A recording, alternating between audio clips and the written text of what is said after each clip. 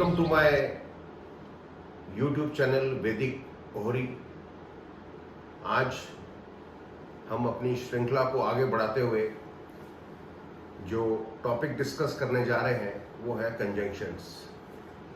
Conjunctions का जो topic है, जो 9 प्लैनेट्स हैं उसके अलग अलग जो स्टार्स हैं उसकी जो दूसरे स्टार्स के साथ युति कैसी होगी उसके बारे में मैंने आपको पिछले अपने एपिसोड्स में विस्तार से बताया।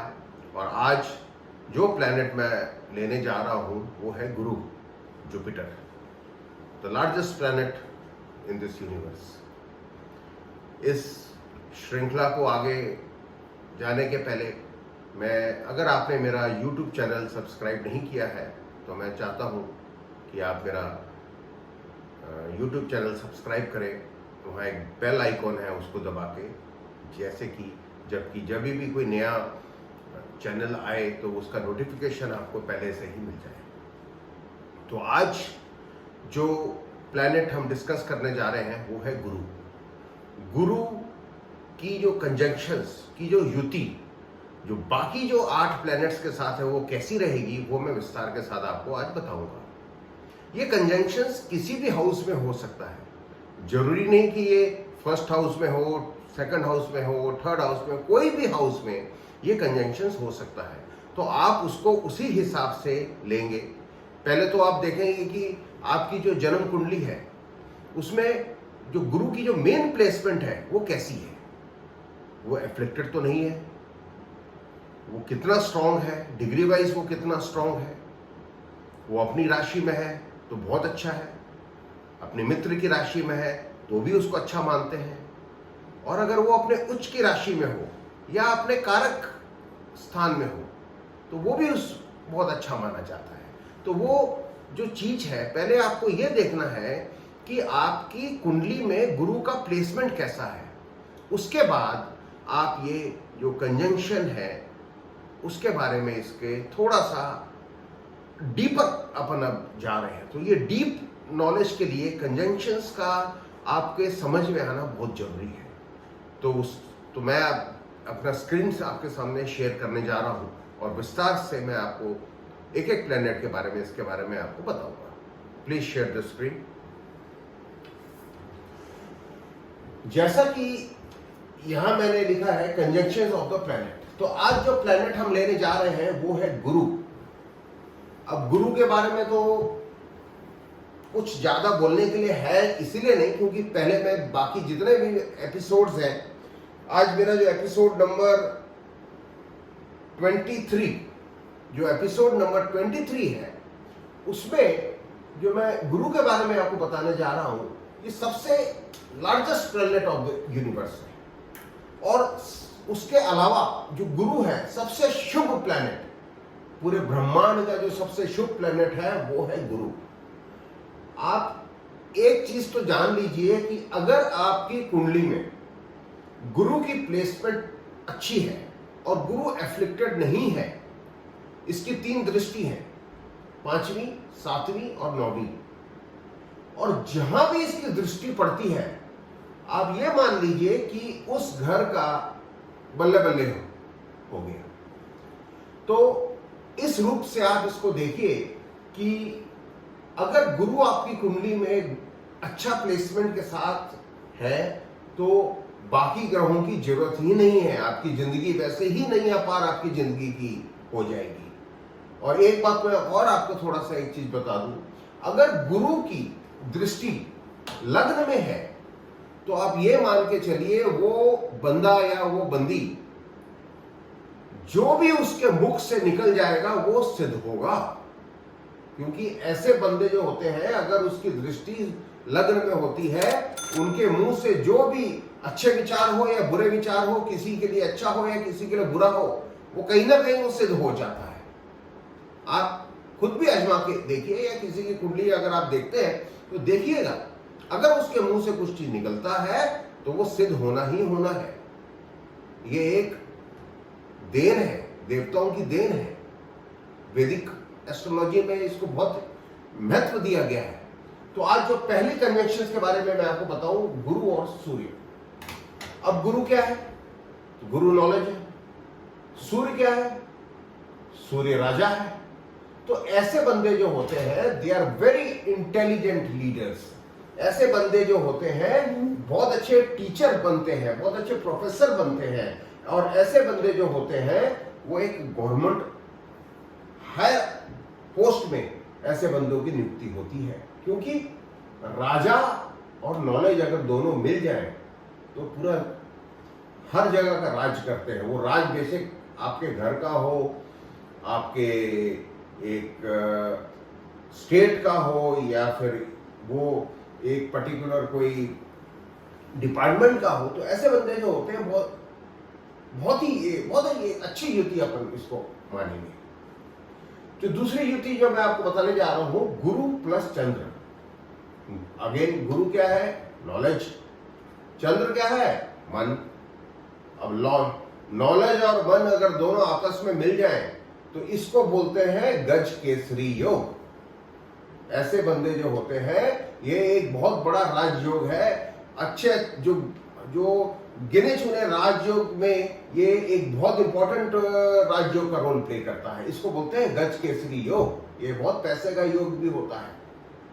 जैसे कि मैंने यहां लिखा है, the native is vice and knowledgeable, because knowledge और मन दोनों मिल गया तो नॉलेजेबल तो होना ही होना है। और ऐसे बंदे जो होते हैं they are the good advisor. वो एडवाइस बहुत अच्छा देते हैं। किसी भी की कुंडली में अगर ये दोनों का योग होता है तो उनसे आप एक एडवाइस ले सकते हैं। वो आपको बिल्कुल सटीक एडवाइस देंगे। अब जैसे टीचर है, टीचर क्या करता है? वो तो एक आपको पढ़ाता है? वो एडवाइस भी आपको देता है। तो ऐसे जिसका ये योग होता होगा उस कुंडली में, तो they are the very good teachers and the professors and the religious head also. तो अब जो तीसरा कंजंक्शन है, जो तीसरा युति है, वो है गुरु और मंगल। अब गुरु knowledge, Mangal commander in chief. तो ऐसे बंदे जो होते हैं, मैंने यह लिखा है, in depth knowledge of religion. इनकी जो रिलीजन के ऊपर जो नॉलेज होती है वो बहुत ही स्ट्रांग होती है। और they are the very spiritual person. Spirituality में वो बहुत आगे होते हैं ऐसे बंदे, क्योंकि मंगल और गुरु, ये हनुमान जी है। मंगल गुरु है। तो ऐसे बंदों का अपनी सोसाइटी में they are the well reputed in the society. अपनी सोसाइटी में उनका रेपुटेशन एक बहुत अच्छा होता है। और they are technically very strong, क्योंकि मंगल क्या है? टेक्निकल। गुरु क्या है? नॉलेज। अब नॉलेज कहां जाएगा? टेक्निकल फील्ड में जाएगा। जब टेक्निकल फील्ड में जाएगा तो ऐसे बंदों जो होते हैं टेक्निकली बहुत स्ट्रांग होते हैं। और आप ये भी बोल सकते हैं कि मैन्युफैक्चरिंग इंडस्ट्रीज में ये बहुत शोहरत हासिल करते हैं। अपनी खुद की मैन्युफैक्चरिंग जो उनकी कोई इंडस्ट्रीज होती है उसमें बहुत अच्छा रोल प्ले करता है ये वाला कंजंक्शन। जो चौथे नंबर का जो कंजंक्शन है वो गुरु और बुध। बहुत बेहतरीन कंजंक्शन। गुरु नॉलेज, बुध बुद्धि। अब जब नॉलेज बुद्धि के साथ मिल गई तो फिर कहना ही क्या? इससे अच्छा तो योग कोई बनता ही नहीं है। तो बहुत बढ़िया योग, it is one of the best योग्स। Education very strong. ऐसे बंदे जो होते हैं they are the very highly educated person अपनी सोसाइटी में। पीएचडी ले लो या और कोई हायर एजुकेशन में ले लो, उनका बहुत ही स्ट्रांग एजुकेशनल बैकग्राउंड होता है। जो पांचवा नंबर का योग वो है गुरु और शनि। गुरु और शनि का योग जो है ये भी एक बहुत अच्छा योग है। This is a very good योग। क्यों? गुरु जो है वो एक धर्म कारक है। धर्म को मानने वाला जो होता है वो गुरु होता है, नॉलेज होता है। गुरु क्या है? एक धर्म कारक है। और शनि क्या है? एक कर्म कारक है। अब जब धर्म और कर्म दोनों मिल गए तो वो धर्म कारक अधिपति योग कहलाता है। तो ऐसे बंदे जो होते हैं धर्म कर्म अधिपति योग के माहिर होते हैं। तो ये वाला योग भी धर्म कर्म के लिए बहुत ही बेहतरीन योग आप इसको कहेंगे। अब जो छठवां योग मैं आपको एक्सप्लेन करने जा रहा हूं वो गुरु और शुक्र। अब यहां आप थोड़ा सा समझिए। वैसे तो ये दोनों अलग हैं, दोनों शत्रु हैं आपस में, गुरु और शुक्र। मगर गुरु देवताओं के गुरु है। जो बृहस्पति जो होता है, गुरु को बृहस्पति भी बोलते हैं। बृहस्पति जो है प्लैनेट है, वो देवताओं के गुरु है, और जो शुक्र है वो राक्षसों के गुरु है तो दोनों गुरु। दोनों अपनी जो वैदिक एस्ट्रोलॉजी में हम सबसे जो शुभ ग्रह को मानते हैं वो है गुरु, और उतना ही शुभ ग्रह है केतु, शुक्र। बिकॉज शुक्र जो है राक्षसों के गुरु है। अब जब गुरु और गुरु आपस में दोनों बैठते हैं तो वो प्रॉब्लम क्रिएट नहीं करेंगे। एक गुरु दूसरे को दिक्कत नहीं पहुंचाएगा, हाँ दुश्मन जरूर है मगर प्रॉब्लम क्रिएट नहीं कराएगा। तो degree wise which ever is strong, मेरा कहने का मतलब है कि जिसकी डिग्री ज्यादा स्ट्रॉन्ग होगी, the result will be of that planet. तो ज्यादा रिजल्ट उस हाउस का वो प्लैनेट देगा। बात समझने की कोशिश करिए। डिग्री अपने को देखना है, जिसकी डिग्री ज्यादा स्ट्रांग होगी वो प्लैनेट उस हाउस का रिजल्ट देगा। ऐसे बंदे जो होते हैं they are the very religious person. क्यों? भाई दोनों शुभ प्लैनेट है तो रिलीजन तो आना ही आना है, और इंटेलिजेंट तो है ही नहीं क्या सबसे। अब ये शुक्राचार्य था, इसकी बुद्धि का तो अलग ही वो था, और गुरु तो वैसे ही इंटेलिजेंट है। तो ऐसे बंदे जो होते हैं they are the very intelligent person. अब जो 7वां कंजक्शन है गुरु और राहु, ये बहुत अच्छा योग नहीं माना जाता हमारे वैदिक एस्ट्रोलॉजी में, क्योंकि इस योग को हम चंडाल योग कहते हैं। चंडाल का मतलब तो आप समझते ही होंगे। तो ये योग जो होता है वो चंडाल योग कहलाता है, बट ये ऑनलाइन स्टडीज के लिए बहुत अच्छा है। ऐसे योग जिसके होते हैं उनका ऑनलाइन जो बच्चा होता है वो टेस्ट ट्यूब बेबी या आईवीएफ से भी होने के बहुत चांसेस होते हैं।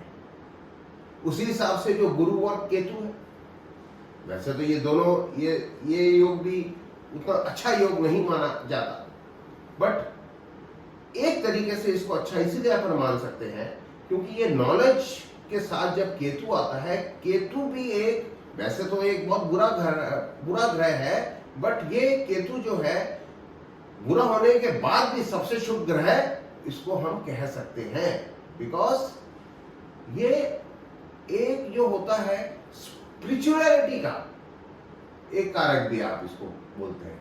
तो इस वजह से ये गुरु और केतु जो योग वैसे तो अच्छा नहीं है, बट एक हिसाब से they are the true seekers of the spirituality और they are the higher learning persons. इनकी अगर ये बंदा ऐसे बंदे मेडिटेशन में अगर आ जाए तो फिर इनका कहना ही क्या, बहुत हायर लेवल के योग गुरु मेडिटेशन या अलग उसमें फील्ड में ये जाते हैं।